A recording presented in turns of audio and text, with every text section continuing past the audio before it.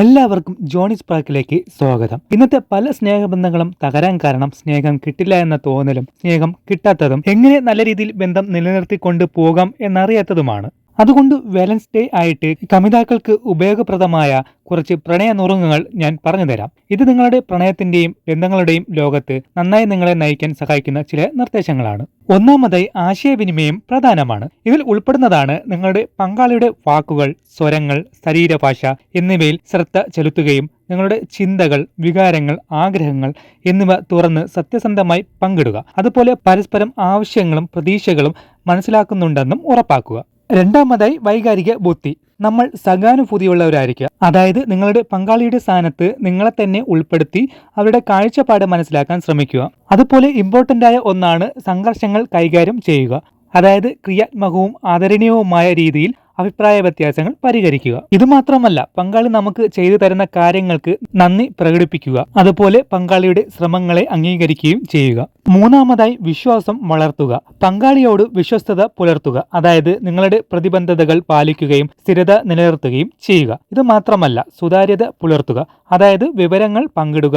നിങ്ങളുടെ ചിന്തകളെയും വികാരങ്ങളെയും കുറിച്ച് തുറന്നു പറയുക. ഇതുപോലെ തന്നെ നിങ്ങളുടെ പങ്കാളിയുടെ ആശ്വാസത്തിനും സമ്മതത്തിനും മുൻഗണന നൽകുക.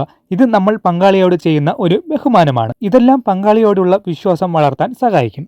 നാലാമതായി, അടുപ്പം വളർത്തുക. ഇതിനായി പരസ്പരം പതിവായി ഒരു സമയം നിങ്ങളുടെ പേഴ്സണൽ സ്വകാര്യങ്ങൾക്കായി നീക്കിവെക്കുക. ഇതുപോലെ പങ്കാളിയോട് വാത്സല്യം കാണിക്കുക. അതായത് ശാരീരിക സ്പർശനം, അപ്രതീക്ഷിത സമ്മാനങ്ങൾ, ചിന്താപരമായ ആംഗ്യങ്ങൾ എന്നിവയെല്ലാം നിങ്ങളുടെ ബന്ധങ്ങളെ ശക്തിപ്പെടുത്തും. അതുപോലെ പുതിയ കാര്യങ്ങൾ പരീക്ഷിക്കുകയും അപകട സാധ്യതകൾ ഏറ്റെടുക്കുക, സാഹസികത നിലനിർത്തുക. ഇതെല്ലാം പങ്കാളിയോടുള്ള അടുപ്പം വളർത്താൻ സഹായിക്കും. അഞ്ചാമതായി, വ്യക്തിഗത വളർച്ച. നിങ്ങളുടെ വ്യക്തിത്വം നിലനിർത്തുക.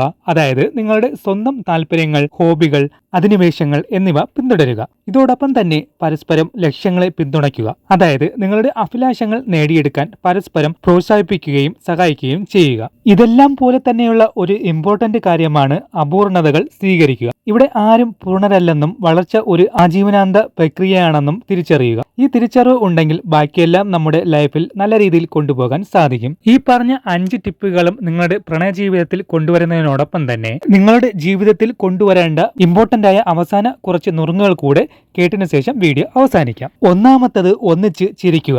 ഇത് ജീവിതത്തിലെ വെല്ലുവിളികളെ മറികടക്കാൻ നർമ്മം നിങ്ങളെ സഹായിക്കും. രണ്ടാമത്തത്, ക്ഷമ കാണിക്കുക. അതായത് പകയും നീരസവും ഉപേക്ഷിക്കുക. മൂന്നാമത്തത്, കൃതജ്ഞത വളർത്തിയെടുക്കുക. നിങ്ങൾ പങ്കിടുന്ന സ്നേഹത്തെയും ബന്ധത്തെയും അഭിനന്ദിക്കുക. നമ്മൾ ആദ്യം കേട്ട 5 ഇമ്പോർട്ടന്റ് ആയ ടിപ്പുകളോടൊപ്പം ഈ 3 ടിപ്പുകളും കൂടെ ഉൾപ്പെടുത്തുക.